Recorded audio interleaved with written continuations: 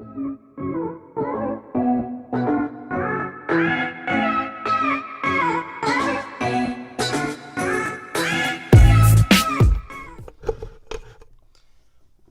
is good, young JTV? Hey, I'm back with another reaction video, and it do kind of look, my lights are not on, so let's fix that. In 5, 4, 3, 2, 1.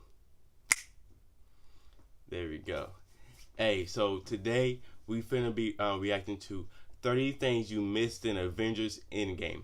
Warning at the very beginning. Look, warning that this will contain spoiler alerts if you haven't seen Endgame just like me. So if you don't mind spoiler alerts, me and you, let's go through this. I have not seen none of this except the very first beginning, and then it said something about spoiler alerts. So I was like, let's do this for a YouTube video. But I am so sorry. I want to say again, I am so sorry. if you guys want my Snapchat, my Instagram, then that would be left down in the description. Just the name, it won't be no link. I don't know how to put the links in there yet. But you guys can send me like different videos or anything to tell me what to look up so I can react to it for you guys for more content. But I literally don't have nothing to post at all. But yeah, other than that, let's get straight into this video, and hopefully you guys that hate spoilers already have left, because if not, you about to see some spoilers on Endgame, just like I'm about to, because I have not seen Endgame yet.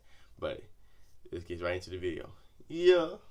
Avengers Endgame. Here we go. The culmination of 22 movies and 11 years of Marvel Cinematic Universe action has finally hit theaters. And boy, does it deliver. It's 3 hours of pure, unadulterated, oh yeah, it was 3 hours long long. Action. That was way too long. Really did pack a lot into those 3 hours. So much was packed into it, in fact, that it was quite easy to miss a lot of those Easter eggs, callbacks, nods, and minor inclusions that the MCU is known for. But I kept hearing about got your back. In this video, we'll take you through Captain 30 America things picking up you might have Thor's missed in hammer or Avengers something like that. And be aware, this one is definitely going to contain Endgame spoilers. Spoiler alert. Spoiler alerts. Let's start with something that wasn't in Avengers Endgame. That might seem strange, but it's worth pointing out, because for months in the build-up to the movie, fans were assuming that Tony Stark's binarily augmented retroframing, or BARF. God, I gotta work on that acronym. He would play a big part, and they assumed so with good reason, as it was seen written on a prop in a photograph from the movie's set. It was first seen in 2016's Captain America Civil War, but its absence in Endgame just proves that Marvel Studios likes to trick us. We bet you'd probably forgotten that it was strongly expected to appear in the movie. Avengers Endgame opened with the heartbreaking scene of Clint Barton's whole family turning to dust before his eyes on the Barton family's remote farm. Clint's wife is famously played by ER and Scooby-Doo star Linda Cardellini, but less is known about the child actors who portray the couple's kids. It may come as a surprise to you, therefore, to learn that Ava Russo, daughter of Endgame director Joe Russo, played Clint's daughter Lila Barton. She was the girl Clint was training to use a bow and arrow in that opening scene. When we were first reintroduced to Thanos at the start of Avengers Endgame, that's my nigga right there. I don't care what nobody farm says. we saw him on at the end of Avengers Infinity War, which Nebula confirmed was a place called the Garden. With his mighty golden armor acting as a scarecrow to protect his crops, the Mad Titan was wearing a humble rag, which appeared to be a nod to his simple clothing at the end of the Infinity Gauntlet comic book arc. Although not identical to what Thanos was wearing in the comics, it was certainly similar enough to have quite obviously been influenced by it. When the surviving Avengers confronted Thanos at the Garden, before Thor cut his head off, he also cut his hand off. In case you've forgotten, this is actually a recurring theme in the MCU, with the purpose of it being a nod to Star Wars. If you only knew the power of the dark side.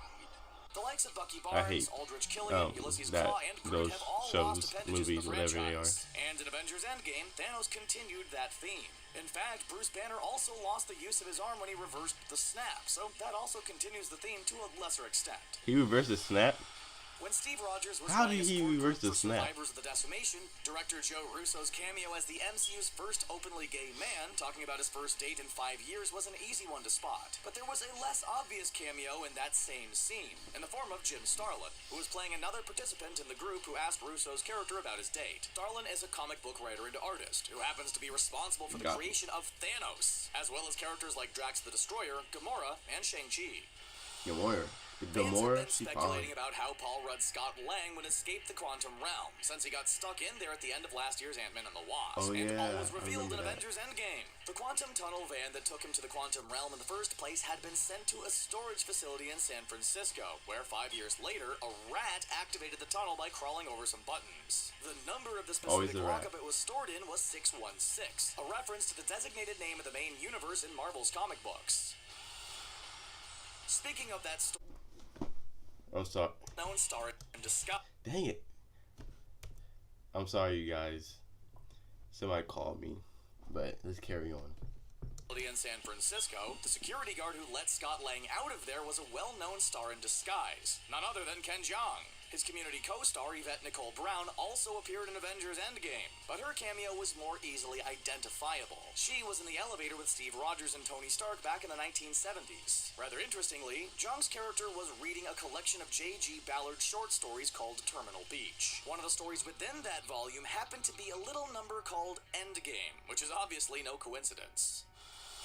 In this year's Captain Marvel movie, and indeed at the start of Avengers Endgame, Brie Larson's Carol Danvers had shoulder-length hair. When Endgame jumps forward 5 years, and we see Danvers talking to Natasha Romanoff from space via some kind of holographic communication device, she's clearly had a haircut, which she's still rocking when she makes her grand entrance in the movie's epic final battle. If you're not familiar with the comic books, you might be interested to know that it's actually the signature look of the modern Captain Marvel from the source material.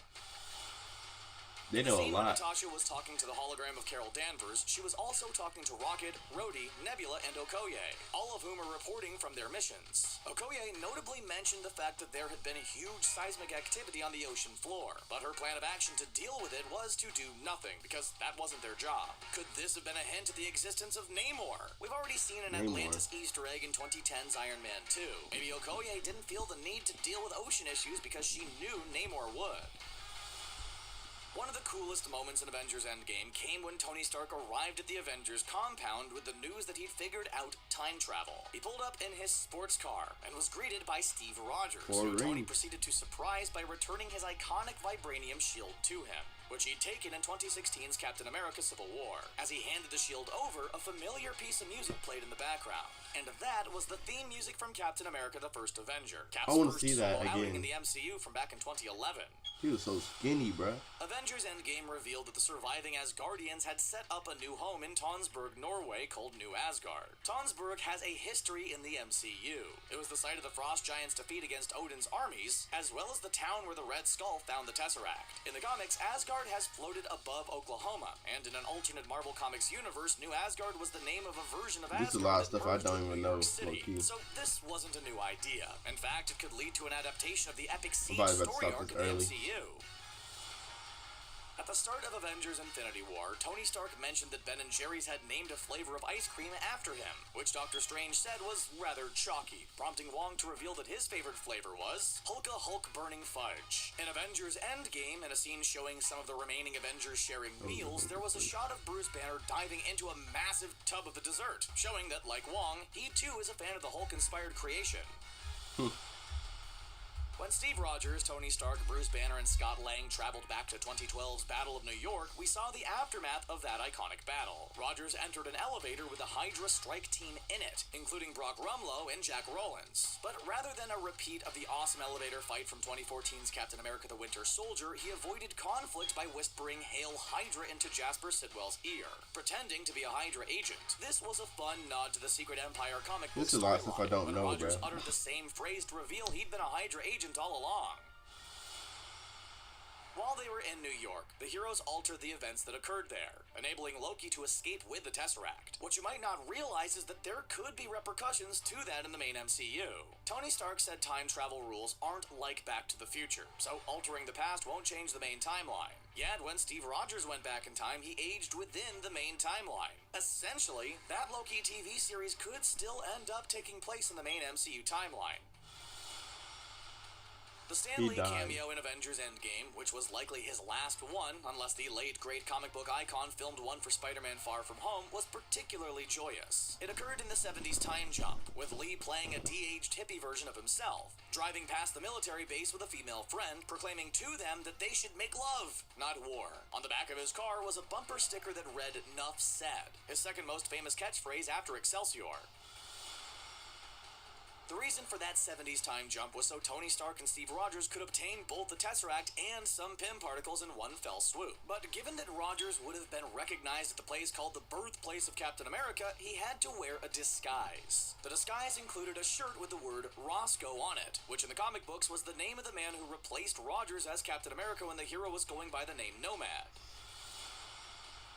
While he was at the military base in the 70s, Steve Rogers distracted the young Hank Pym with a prank phone call that made him leave his laboratory in a rush. That allowed Rogers to sneak in and steal a few vials of Pym particles, which would allow him and Tony Stark to return to the present. When the camera panned around inside the lab, just prior to Pym rushing out, we were treated to the sight of an early prototype Ant-Man helmet, which just so happened to be the classic Silver Age Ant-Man helmet from the comic books.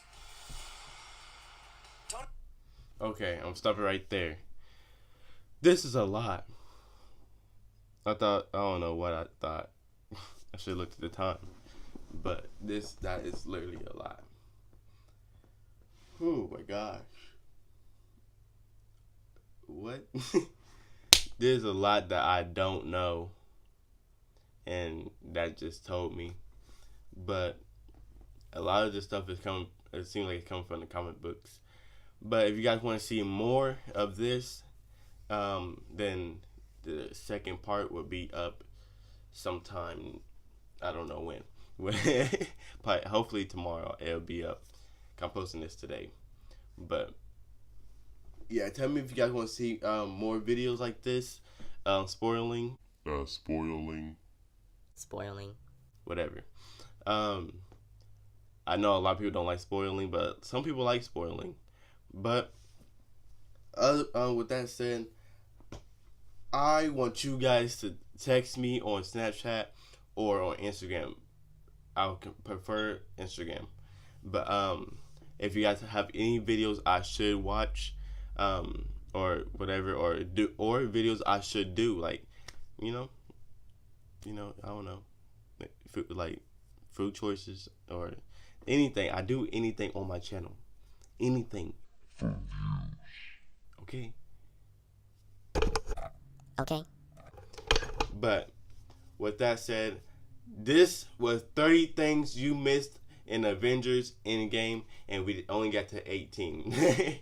But the second part will be up probably tomorrow or the next day, hopefully. But with that said, I'll see you guys next time. Yeah. Hey yo, it's Young Jay here. Thank you so much for watching my video. Make sure you guys like and subscribe for more videos, and I'll see you in the next one.